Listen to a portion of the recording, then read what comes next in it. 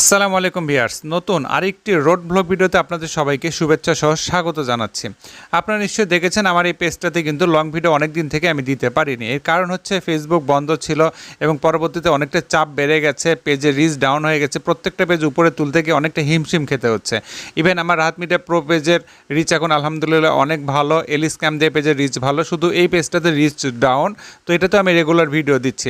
আপনারা নিশ্চয়ই দেখেছেন এখানে প্রত্যেক দিন আমি অন্তত 2টা করে রিল ভিডিও দিচ্ছি, তবে লাইভ করতে পারিনি, বড় ভিডিও দিতে পারিনি। তো আজকে থেকে শুরু করলাম, নতুন আবার বড় ভিডিও দিব আপনাদেরকে।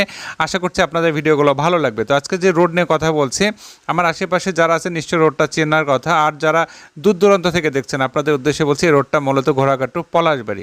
এই রাস্তাটা এত সুন্দর, এর আশেপাশে সৌন্দর্য নিশ্চয়ই আপনারা দেখতেই পাচ্ছেন। এর হাতের বাম পাশে কিন্তু পড়বে কি জানেন, বাঁধ। যেহেতু এখানে নদী আছে এবং অনেক ক্ষেত্রে দেখা যায় বন্যাও দেখা দিতে পারে, বিশেষ করে গাইবান্ধাতে তো প্রচুর বন্যা হয়, আপনারা সেটা নিশ্চয় জানেন। তো এই কারণে মূলত এখানে বাঁধ দেওয়া আছে, যাতে করে এই সাইডটাতে পানি না উঠতে পারে, নদী দিয়ে যাতে পানিটা নেমে চলে যায়, এই জন্য বাঁধ দেওয়া আছে। ঠিক সেই রাস্তা ধরে সোজা চলেছি পলাশবাড়িতে। তো এই দিন যেহেতু পলাশবাড়িতে গিয়েছি, পলাশবাড়িতে যেতে যেতে অনেক কিছুই দেখেছি, মাঝখানে আরও অনেক স্মৃতি আছে, সেগুলো ইনশাল্লাহ স্টেপ বাই স্টেপ আপনারা দেখতে পারবেন। আপনারা আমার জন্য দোয়া রাখবেন যাতে আমি ইনশাল্লাহ কন্টেন্টগুলো কন্টিনিউ করতে পারি। দেখুন, আমি প্রচুর পরিশ্রম করি কিন্তু আমার কন্টেন্টের জন্য, যে কারণে আমি আমার টাইম কাভার করতে পারছি না। এই ভিডিওটা যখন আমি শ্যুট করি তখন আমার ঘড়িতে 3টা বাজে রাত, ঠিক আছে, রাত 3টা পেরিয়ে গেছে। ইতোমধ্যে আরও কয়েকটা ভিডিও আমি তৈরি করেছি, 4টা ভিডিও, সর্বমোট 8টা ভিডিও আমি শিডিউল করে রেখেছি এবং এই ভিডিওটা এখন রেকর্ড করছে। রেকর্ড বলতে কি, ডাবিং করছে, ভয়েস ওভার করছে। ওকে, তাহলে বুঝুন কতটা চাপ নিয়ে কাজ করতে হয়। দেখুন এই রাস্তার সৌন্দর্য কত সুন্দর, আপনাদেরকে কিন্তু মুগ্ধ করবেই।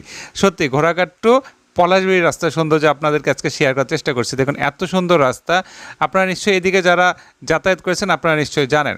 তো আমার এই ভিডিওগুলো বা এই কন্টেন্টগুলো কেমন হয় অবশ্যই আপনাদের সুচিন্তিত মতামতের মাধ্যমে জানাবেন। আমি যেহেতু অগোছালোভাবে কথা বলি, কোনো স্ক্রিপ্ট থাকে না, এই জন্য হয়তো বা এলোমেলো হতেই পারে। তো হাতের বাম পাশে দেখতে পাচ্ছেন এই সে বাঁধ অনেক উঁচু, কিন্তু বাঁধের উপর দিয়ে হাঁটাচলা করা যায়। এখানে অনেক সময় আমরা থামি, ফটো সেশন করি, ছবি উঠাই, সেলফি উঠাই, অনেক সুন্দর কিন্তু জায়গা, আর অনেক নিরিবিলি কিন্তু রাস্তাটা দেখতেই পাচ্ছেন, গ্রামের ভিতর দিয়ে অনেক সুন্দর রাস্তা। এই জন্য আপনাদেরকে আমি রোড ব্লগটি শেয়ার করছি। আপনারা অবশ্যই আমাকে একটু সহযোগিতা করবেন, এই ভিডিওগুলো একটু বেশি বেশি শেয়ার করবেন এবং জানাবেন নেক্সট কী ধরনের ভিডিও দেখতে চান এবং আমার ভিডিওগুলোর ব্যাপারে আপনাদের মতামত কী, এর রেজুলেশন কেমন পাচ্ছেন, সাউন্ড কোয়ালিটি কেমন, এগুলো কিন্তু অবশ্যই আপনারা জানাবেন। বা এই ধরনের ভিডিওগুলো আপনারা আরও দেখতে চান কিনা সেটা যদি জানেন, তাহলে আমিও কিন্তু অনেকটা ইন্সপায়ার্ড হতে পারি। তো অশেষ ধন্যবাদ জানাতেই হয় আমার ছোটো ভাই রাসেল, ওকে বললাম যে ভাই আজকে একটু পলাশবাড়িতে যেতে হবে। এই দিন আসলে গিয়েছিলাম একটা পার্সেল উঠানোর জন্য। এই পার্সেলটি মূলত দেশে যে আন্দোলন হলো এর আগে কিন্তু অর্ডার দেওয়া ছিল, দীর্ঘদিন পর, প্রায় 50 দিন পর মনে হয় হাতে পাচ্ছিলাম। তো এই পার্সেলটি এসেছে মূলত গাইবান্ধা থেকে এক ভাই আসে কিন্তু পলাশবাড়িতে। তো তিনি আমাকে বললেন যে পলাশবাড়িতে এলে পার্সেলটা রিসিভ করতে পারবেন। ওকে, যেহেতু তাদের এই সার্ভিস কামদিয়া পর্যন্ত ছিল না, এই জন্য আমি পলাশবাড়িতে গেলাম।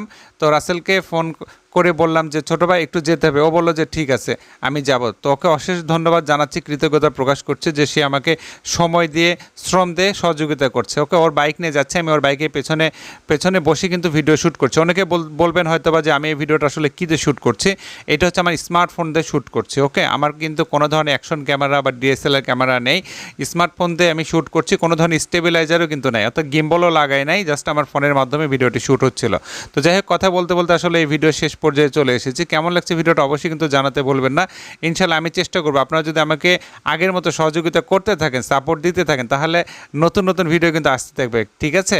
আশা করছি আজকে ভিডিওর মাধ্যমে আমি আপনাদেরকে এই রোডের সৌন্দর্য দেখাতে পেরেছি। তারপরে আমি জানি না কেমন হয়েছে, আবারও বলছি যদি ভালো লাগে ভিডিওটা অবশ্যই বেশি বেশি লাইক কমেন্ট শেয়ার করে পাশে থাকবেন।